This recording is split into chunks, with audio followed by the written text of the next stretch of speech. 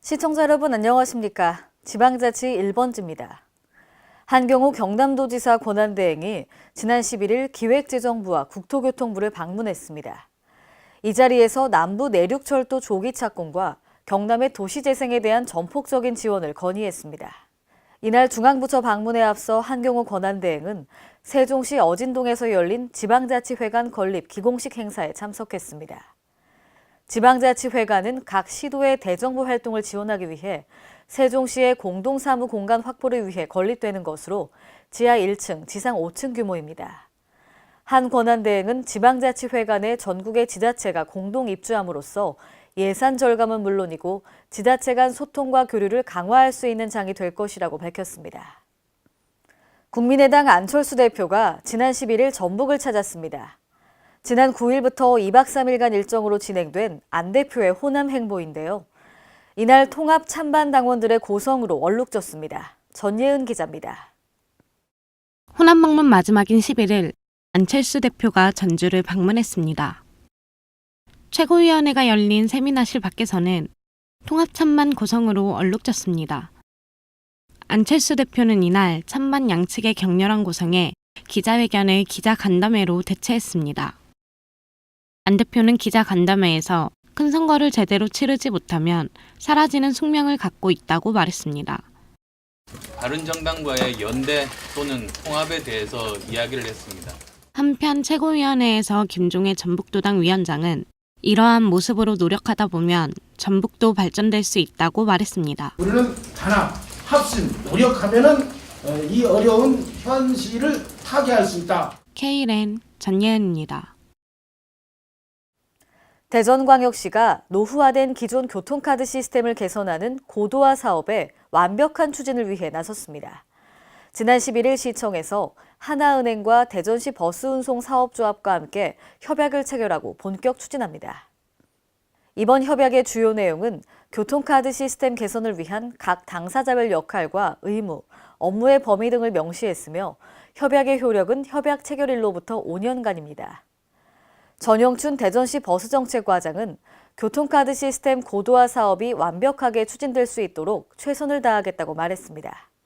한편 교통카드 시스템 고도화 사업은 교통카드 단말기, 최신 기종 교체 및 추가 설치, BMS 구축 등입니다.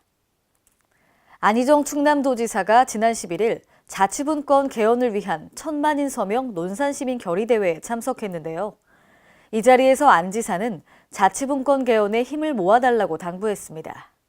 자치분권 필요성에 대한 공감대 확산을 위해 논산시가 마련한 이날 결의대회는 특강과 결의문 낭독 등의 순으로 진행됐습니다.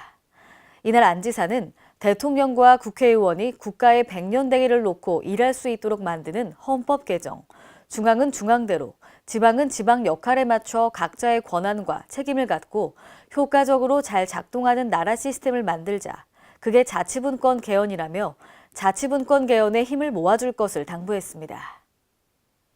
광주광역시가 매년 증가하고 있는 어르신 교통사고 예방을 목적으로 찾아가는 어르신 교통안전교육을 진행하고 있는데요. 지난 9월부터 관내 노인복지관을 순회하고 있습니다. 이번에는 윤장현 광주광역시장이 지난 11일 효령 노인복지타운에서 어르신 150여 명을 대상으로 직접 실시했습니다. 윤 시장은 이날 교육에 앞서 효령 노인복지타운에서 배식 봉사를 하고 이어 어르신들과 함께 점심 식사를 하며 불편사항 등을 청취했습니다. 또 교통사고 예방교육에서는 현장에서 보고 느낀 어르신 교통사고 사례 등을 소개하고 올바른 보행 방법과 각종 교통사고 예방사항을 안내했습니다.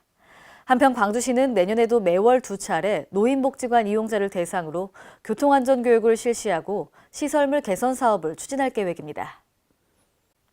이중주차로 인해 연락을 해야 하는데 차주 연락처가 없어 불편을 겪었던 적 있으셨죠? 군산시 의회 한경봉 의원은 시가 나서줄 것을 주문했는데요. 이에 시는 소유주 연락 전화번호 알림판을 제작하고 배포하기로 했습니다. 김경모 기자입니다. 전북 군산시가 차주 연락처 안내판을 제작해 배포할 예정입니다. 주 정차 시 연락처가 없는 차량들로 인해 주민들이 불편을 겪는 사례가 있다는 지적이 군산시 의회에서 나왔습니다. 그것을 부착하고 안 하고는 이제 그 사람의 자유지만 그래도 그런 노력을 함으로 인해서 본인의 차 남바에 차 그 유리창에 남바를 기재해 놓으면 아무래도 피상 연락하기가 좋잖아요. 그 차 때문에 다른 차량이 못 움직인다는 이런 경우들이 있잖아요. 이에 군산시는 차량 등록 사업소에서 신규 차량 등록증을 교부할 때 차량 소유주 연락처 알림판을 같이 나눠주겠다고 밝혔습니다. 시는 이를 위해 우선 내년도 일반 운영비로 제작, 배포한 뒤 추경에서 예산을 확보해 시행을 확대할 계획입니다.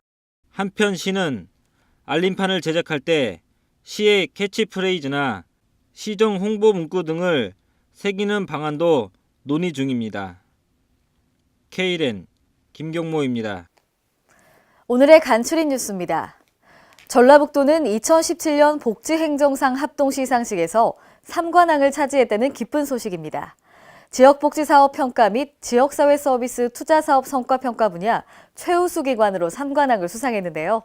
2016년 복지정책계획 시행결과평가에서는 전국 최초로 전라북도 인권센터 내에 장애인 인권 전담부서 설치를 통해 장애인 인권 침해 예방에 노력했습니다. 또 지역사회 서비스 투자사업 성과평가에서는 16개 지표 모든 분야에서 높은 평가를 받았으며 특히 품질 인증제 시범 운영 등 도민 맞춤형 서비스 등이 좋은 평가를 받았습니다. 전남 여수시는 포항 지진 이후 긴급 안전점검을 실시한 결과 여수 산단 피해는 없는 것으로 확인됐습니다. 경북 포항에서 지난달 15일 발생한 규모 5.4의 지진으로 GS칼텍스 여수 공장에 설치된 지진 감지기는 규모 3.0을 기록했습니다. 이에 따라 여수시와 여수산단 53개 석유화학업체는 가스검지기 정상 가동 여부 등을 점검해 지난달 30일 완료했는데요. 여수시에 따르면 대부분의 공장 시설이 내진 설계가 적용됐고 진도 5.5에서 7의 지진에 대비해 설계됐기 때문에 피해가 없었다고 밝혔습니다. 임대사업자의 부도로 거리에 내몰릴 위기에 처했던 충북 충주시의 한 아파트 임차인들이 시를 비롯해 관련 기관들과 은행의 협조로 한시름 놓게 됐습니다. 충주시 용관동에 위치한 쉼터 리버타운은 서민용 임대주택으로 지난 1999년 준공됐는데요.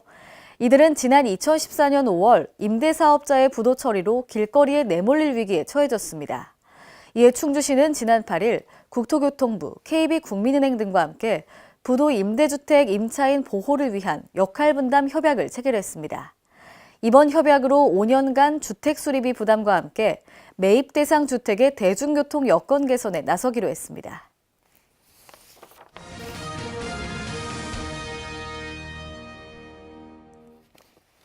오늘의 단신입니다.